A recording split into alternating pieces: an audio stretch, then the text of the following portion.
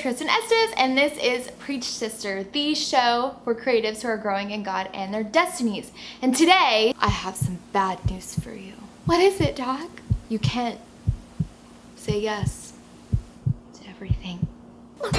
I know it's hard as a creative because you get so excited about projects and there's always opportunities coming your way and you think you can handle everything, but you're gonna have to start thinking about ways to say goodbye.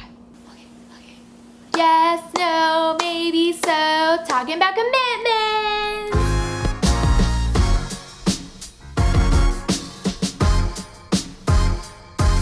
Whether you feel like it or not, you're actually pretty influential. The way that you live out your life and that you honor or dishonor your commitments is an extension of your testimony.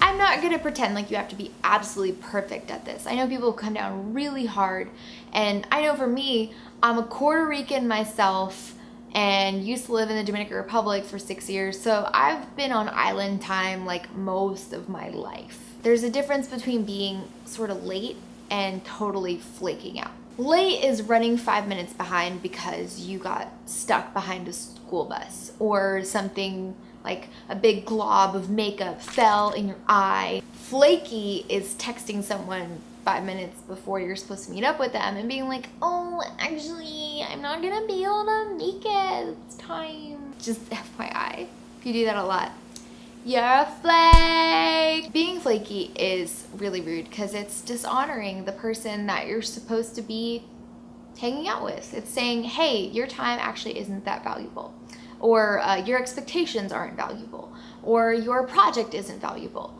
You know, when we flake out on stuff, it says, hey, like, this isn't really important.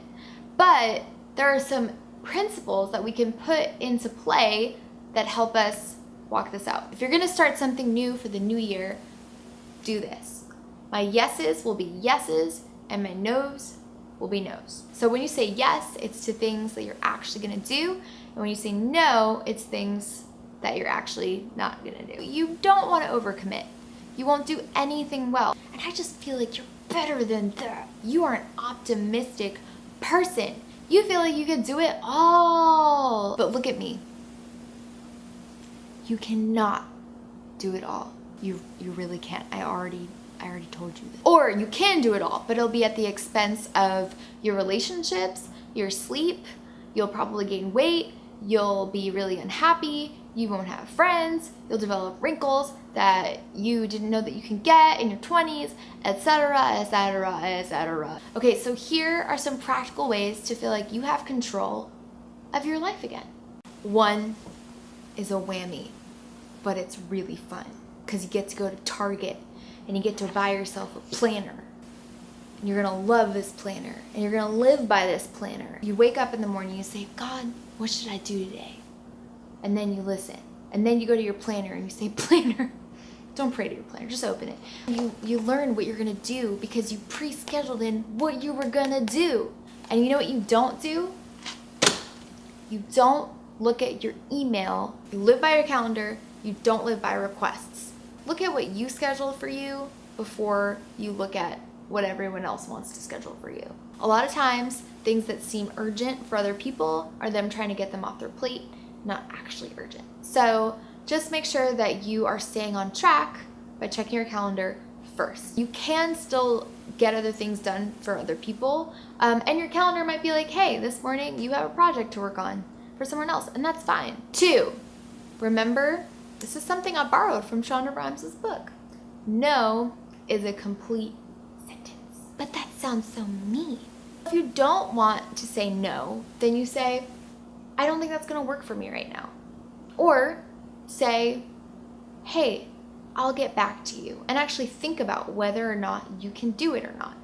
Don't live your life out of guilt. Don't say yes to things out of guilt. Say yes to things that make you excited. Not because you're like, well, if they don't pick me, if they don't get me to help with it, then no one else is gonna help with it. That's not true. I've been working with teams on projects for a really long time, and I've always found that if I don't help, they will figure something else out.